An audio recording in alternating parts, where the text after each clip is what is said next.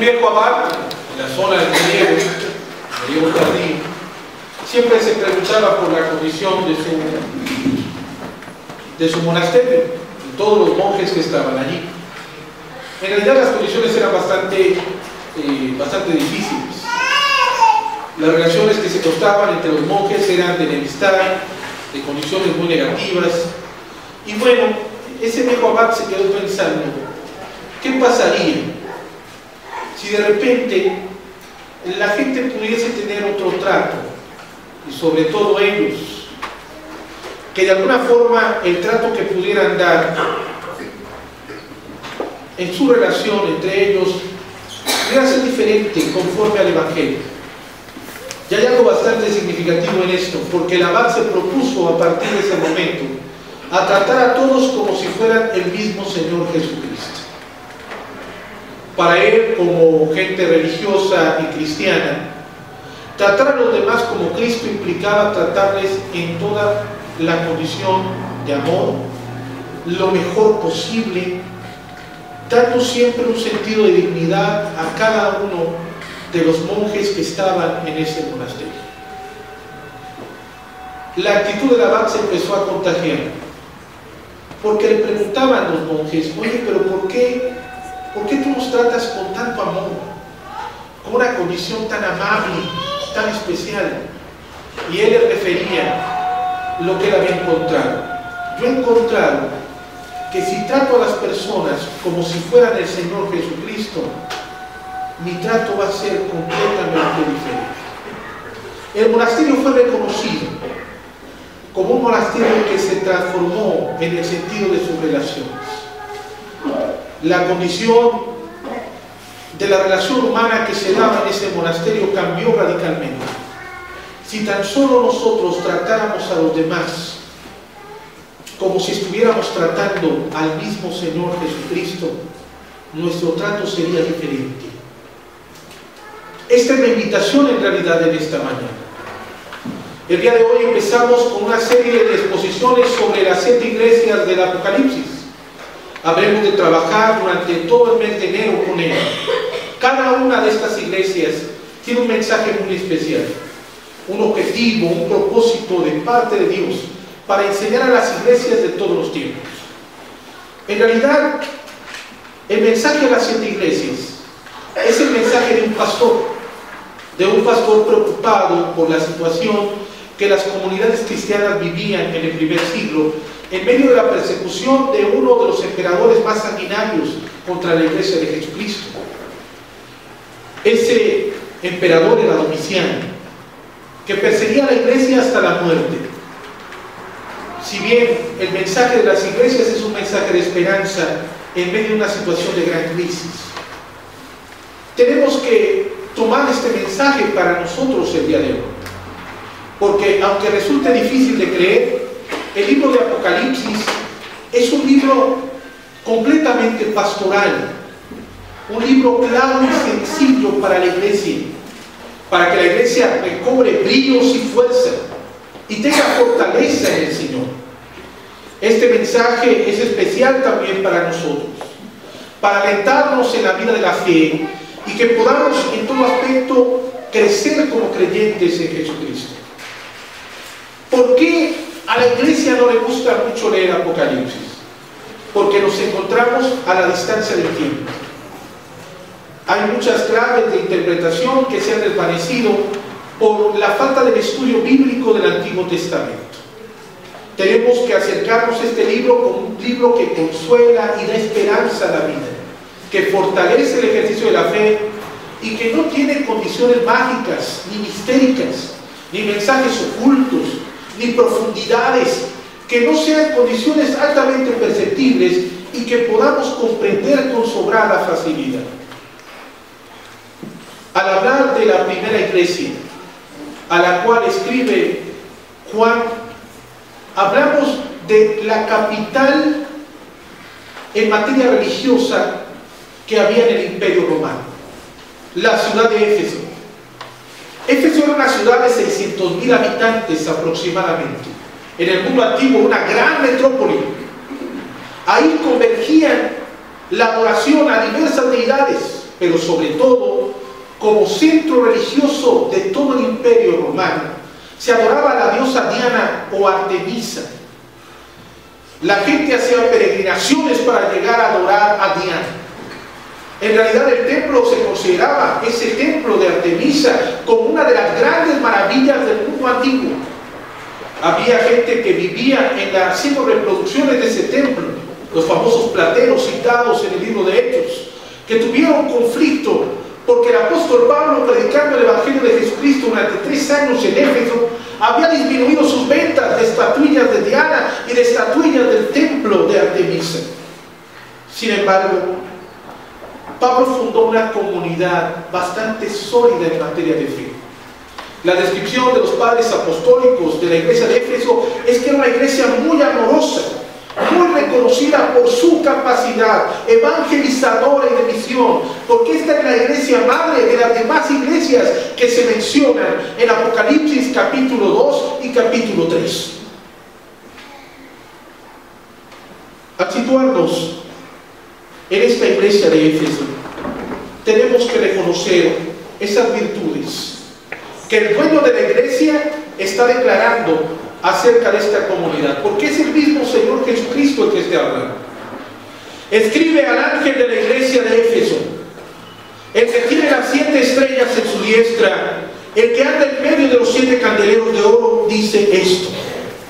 Primero, tenemos que reconocer quién es el ángel. Se referirá a un ser etéreo. Tenemos que decir que muy probablemente en la condición de las iglesias, ese ángel es el pastor local, el que atiende a la iglesia de Éfeso, o bien puede ser la actitud de la iglesia como comunidad. Las dos condiciones son válidas, son pertinentes, pero hay algo especial, porque el que está hablando a ese ángel es el mismo Señor Jesucristo. Se identifica, aquel que tiene las 7 estrellas en su diestra, el que anda en medio de los 7 candeleros de oro. En consecuencia, Jesús es aquel que gobierna su iglesia y que tiene a su iglesia en su mano, representadas por esas 7 estrellas.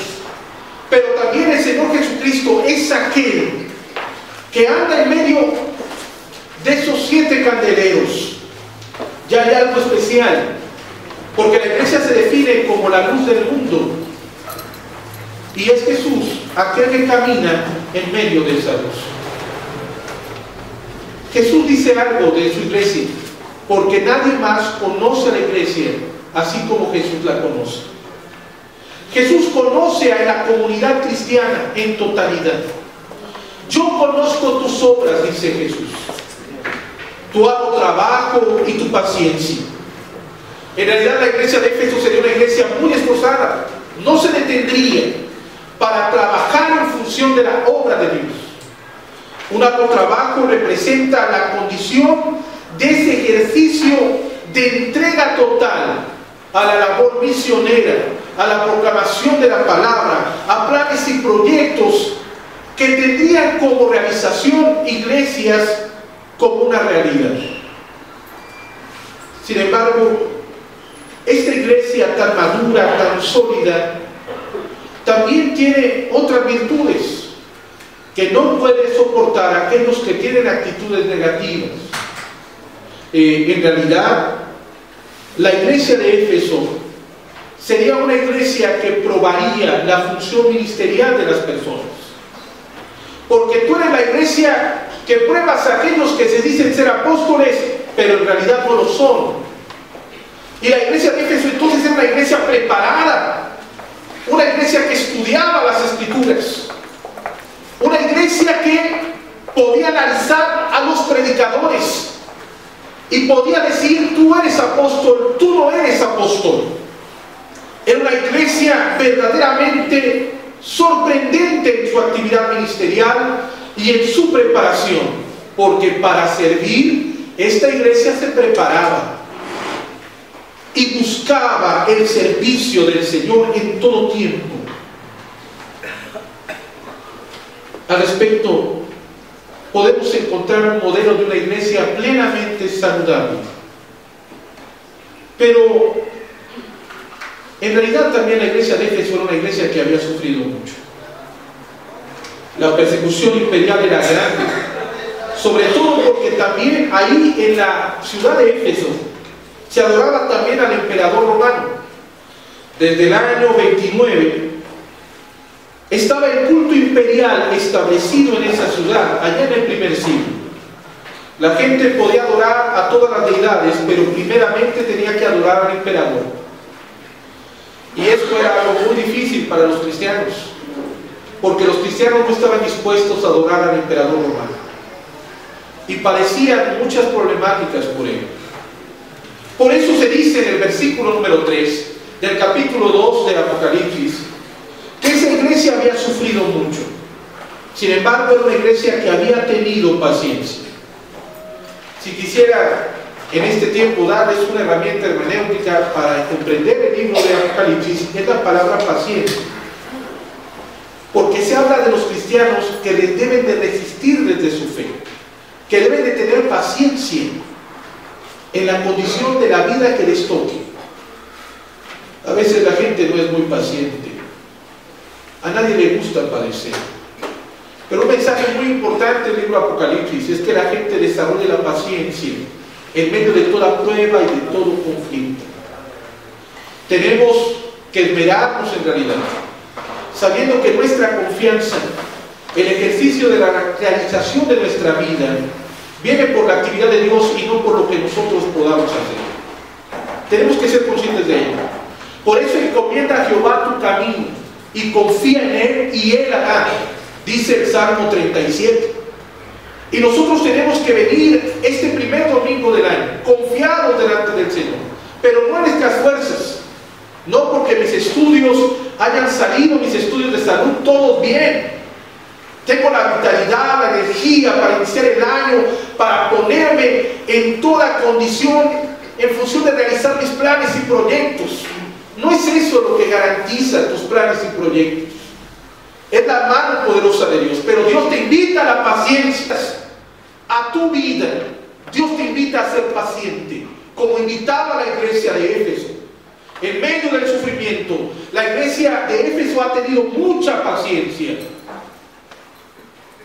Es importante ver que se repite el fraseo de una iglesia que trabaja arduamente, versículo 3 y versículo 2. Esta iglesia, en medio de sus problemáticas, no se detenía en trabajar para la honra y gloria de Dios. Y a veces pienso que la iglesia de Dios con nosotros está en esa situación. Que en medio de las problemáticas y los retos, la iglesia no se detiene, no deja de trabajar. La iglesia no deja de anunciar a Cristo como su Señor. No detiene sus actividades. Pero aquí hay algo importante. Si se reconoce que esta iglesia trabaja arduamente, pero también se reconoce que esta iglesia, en medio de sus pruebas, ha perdido su primer amor. ¿Saben cuál es el motivo del trabajo de esta iglesia? Es el amor a su Señor. El amor a Jesucristo es aquello que les lleva a trabajar de una forma bastante abundante. Y ahí podemos encontrar un monitor para el sentido de la entrega en la obra del Señor. Aquel que ama a su Señor. El trabajo en la obra de Dios será un privilegio, será una oportunidad. Y el trabajo algo será una realidad en su vida, en función del reino de Dios. Su actividad, sus proyectos estarán trazados dinámicamente en función de cumplir el propósito de Dios en su vida. Por amor al Señor ellos sirven. Pero el reclamo que tiene el mismo Señor Jesucristo para la comunidad de Éfeso es que ha perdido su primer amor. Algunos hermanos llegan a pensar que ese primer amor tiene que ver con el ímpetu de la entrega al trabajo y al servicio de la obra de Dios, en la proclamación de la palabra, y eso no es así. No estamos hablando de recién convertidos y que ha pasado el tiempo y se han enfriado en materia de la fe y han dejado de orar, de leer su Biblia, de estar en comunión con Dios. No estamos hablando de eso, aunque pudiera darse. Y si alguien que conoció al Señor ha tomado la fe, como aquel joven que vino al encuentro de Jesucristo y decidió para sí, para estar en comunión con el Señor, toda su Biblia. La leyó aproximadamente 3 meses. Y él estaba gozoso. Pero pasado el tiempo, su Biblia se empezó a guardar, se empezó a empolvar, y ya no era algo que significara una condición muy importante para él. Si esto llega a pasar, yo quisiera recomendar a todos los creyentes en este lugar que no dejen la lectura de la palabra de Dios, no dejen la comunión con el Señor. Estamos a un muy buen tiempo. Así como algunos se habrán propuesto de comer una comida verdaderamente sana en este año, sin lugar a dudas, también tenemos que reconocer algo especial. Ese alimento sano para nosotros, en cuestión espiritual, es el acercamiento a la palabra de Dios. Que a nadie le falte, que nadie tenga menos esa labor y esa función. Que al contrario, ese ejercicio sea renovado. Pero entonces el primer amor al que se refiere el pasaje no es aquel que ha perdido los bríos que tenía cuando conoció al Señor por primera vez.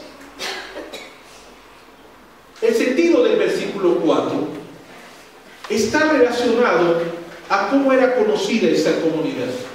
Efesios, en su capítulo 1, versículo número 15. La palabra de Dios dice así: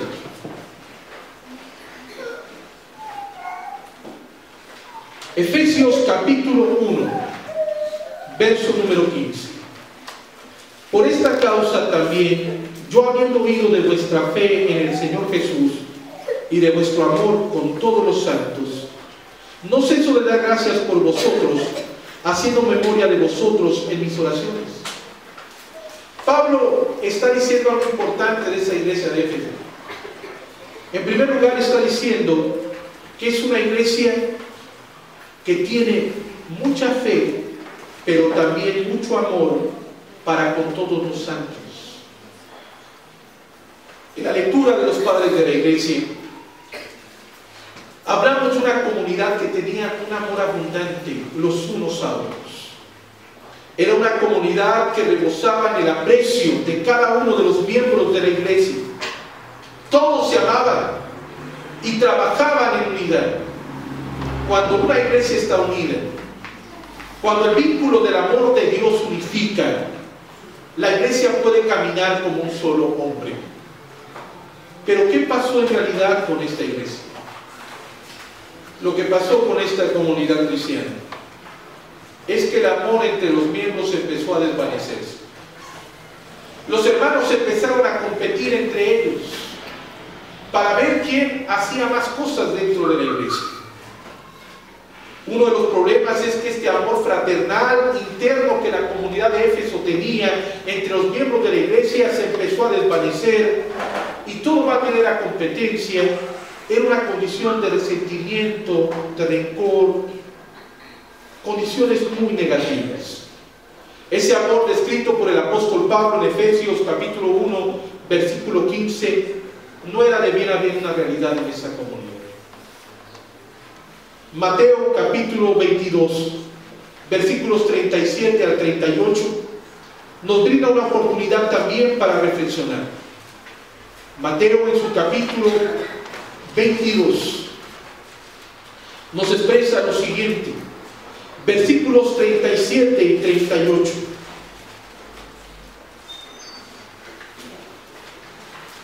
Preguntando un fariseo, intérprete de la ley, dice a Jesús: Maestro, ¿cuál es el gran mandamiento de la ley? Jesús le dijo: amarás al Señor tu Dios con todo tu corazón, con toda tu alma y con toda tu mente. La comunidad de Éfeso era una iglesia sólida, poderosa en doctrina. Juan, el mismo apóstol, había sido el pastor de esa comunidad. Y a Juan se le conoció como el apóstol del amor, el que recordaba el mandamiento de nuestro Señor Jesucristo a toda la iglesia: que os améis unos a otros.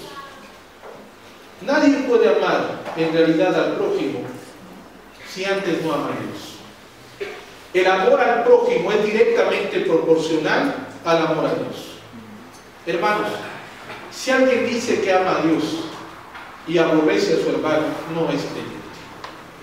Si alguien se atreve a decir, mira, yo amo mucho al Señor, pero aborrece a su hermano, el tal no es hijo de Dios. Y esto es algo importante para nuestra vida. El intérprete de la ley, preguntándole a Jesús, buscando ocasión para que Jesús pudiera ser acusado de algo negativo en su interpretación de la ley, cita esta idea fundamental, contenida en el corazón mismo de la fe de los judíos. Oh Israel, Jehová nuestro Dios, Jehová uno es, y amarás al Señor tu Dios con toda tu alma, con toda tu mente, con todas tus fuerzas. Pero al amar a Dios así, también tendremos que amar a nuestro prójimo, a nuestro hermano, a nuestra hermana. Este es el primer y gran mandamiento, dice Jesús. Amar a Dios con todo tu corazón, con toda tu alma, con toda tu mente. Pero dice Jesús, el segundo es semejante: amarás a tu prójimo como a ti mismo. De esto depende la ley y todos los profetas.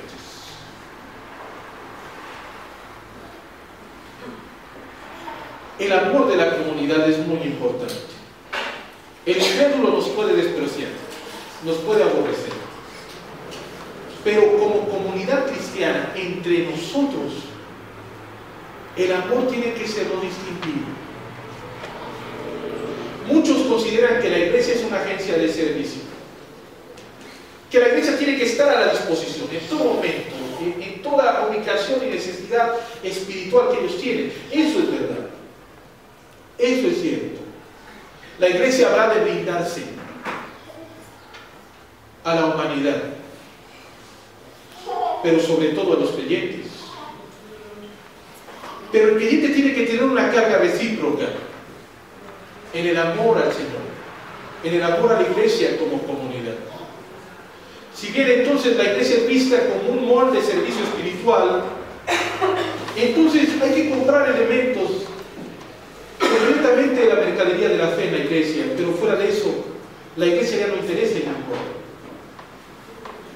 La iglesia no tiene un menú para que la gente se sirva y pida lo que más apetece. La iglesia es una comunidad y como tal tenemos que considerarnos todos, de tal manera que todos tenemos que estar dispuestos a considerar que el primer amor es el amor que nos tenemos como miembros de una comunidad. Por eso nos gozamos cuando a un hermano le va bien. Por eso nos entristecemos cuando uno de nuestros hermanos padece y sufre por el motivo que sea. Porque somos una comunidad que siente, donde cada uno de los miembros es importante, donde no uno es más y el otro es menos, donde todos tenemos que amarnos con el amor de Cristo Jesús, como ese viejo abad que se propuso en su corazón tratar a los demás como si fuera el mismo Señor Jesucristo. Si bien todos nosotros nos propusiéramos esto, que fuera un objetivo para este año como comunidad cristiana, el primer amor en la iglesia de Dios con nosotros destacaría sin lugar a dudas como una visión bastante especial, amándonos unos a otros y considerándonos unos a otros en la iglesia de la conversión. Porque el texto de Apocalipsis no es condena. El texto de Apocalipsis es un llamado a la conversión de la iglesia de Jesucristo. Recuerda, por tanto, de dónde has caído y arrepiéntete. Y haz las primeras obras, pues si no vendré pronto a ti y quitaré tu candelero de su lugar, si no te hubieres arrepentido. Si nuestras relaciones se han anquilosado, han sido relaciones como comunidades quebrajadas por diversos motivos, orgullo, rencores, condiciones negativas. Es el tiempo de la oportunidad. Es el tiempo de venir a Jesús con un corazón arrepentido y participar como miembros de la comunidad, de la Iglesia de Dios con nosotros, en el sentido de amarnos unos a otros con el amor de Jesucristo. Porque solamente una iglesia así unida podrá enfrentar su realidad, predicando al Señor Jesús, todos juntos, todos en un sentido de unidad y de amor. La iglesia, en realidad, que no vive en el amor a Dios, expresado en el amor al prójimo, tendrá consecuencias. No podrá iluminar al mundo. Entonces quitaré tu candelero, dice Jesús, si no te hubieres arrepentido. Pero tenemos oportunidad, hermanos, de arrepentirnos, de buscar al Señor. Ninguno de nosotros, como miembros de la iglesia, queremos marchar en un sentido negativo. Al contrario, queremos estar bien delante de nuestro Señor. Era una iglesia sólida, poderosa en doctrina, que aborrecía a aquellos que decían ser creyentes y en realidad no lo eran. La expresión del versículo 6 era directa. Pero tienes esto, que aborreces las obras de los nicolaitas, las cuales yo también aborrezco. Pero ¿quiénes son los nicolaitas? Bueno, eso lo habremos de ver en breve. El mismo texto lo explica.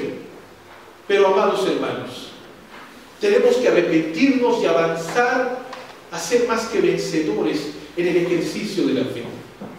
La iglesia, en realidad, que venciere, el Señor le dará ese fruto del huerto del Edén, que tiene como bendición la vida eterna.